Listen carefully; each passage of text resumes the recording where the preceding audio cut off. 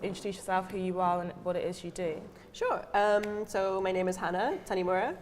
I work as a lead designer in a small team at Google called the Creative Lab here in London. How did you kind of get into the creative industry to begin with?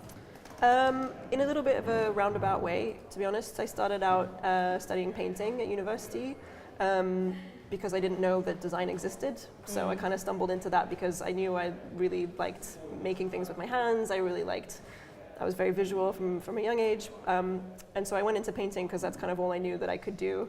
And then quickly realized I didn't want to be an artist. So through a few various twists and turns, went into studying graphic design instead. And then got my first job in a bit of a weird way because I was working at a bookshop in Shoreditch, and some people from a local advertising agency used to come in quite a lot looking for reference books, and eventually, we got to know each other. They were looking for a designer, and I went in for an interview, and that was my first proper job in design. What's it like working for a big company such as Google? It's, I personally really love it. I don't want to ever say, it's the best job in the world. I don't think that thing exists because it's really different for everybody and it depends what you like. For me, it's amazing and I love it. I'm working for a really small team, which means I get to work with people that I get to know really well, and we like each other and we sort of trust each other, we complement each other's skills. But then I also work within a really big organization, which means that I have all the benefits of kind of being able to make things at scale, which is also sometimes a big responsibility. It can be a bit scary. What would you say was your favorite project? I think it's probably a project called Refugee Info Hub, which we worked on in 2015, which was kind of the height of what people are now calling the European refugee crisis. And it's my favorite project because we were able to make something really, really quickly that genuinely impacted and helped people who really, really needed it in a time of crisis. And that is probably the most rewarding feeling you can have ever in life, but especially as a creative designer type person, you don't necessarily typically see that as an obvious application of your skills. And it just kind of, it clicked for me then. It opened a whole door, a whole new world, where I just realized actually, we can actually have a really big impact as creatives. And now it sort of feels like a responsibility to do that. What would you say is your biggest inspiration? It's a good question. Who was my biggest inspiration?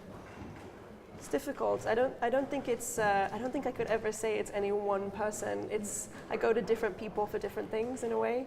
I go to my partner and my family to keep me kind of really grounded, because sometimes I get wrapped up in what is technically possible with a thing and they're like, actually no one cares, to be honest. So that's really, really beneficial and inspirational in some aspects as well. But then also my colleagues are, really kind of brilliant creative minds. And the best ideas we've ever had as a group has been because we've just been bouncing stuff off of each other, and our different influences mix up to create something interesting. I think the best piece of advice I've received was actually probably from, this is going to sound super cheeseball, but it's actually from my mother, my mum, who used to quote Shakespeare to us as kids and just say, nice. This above all else, to thine own self be true. And I think that's something I remind myself on a daily basis if I'm ever faced with a particularly difficult decision or challenge. I can't make a choice. It's just to kind of take a breath and listen to yourself and follow your guts, because I think most of us have really good instincts. It's just a question of tapping into them and paying attention. To kind of all the creatives, young creators, and even students watching this, what kind of advice would you give to them?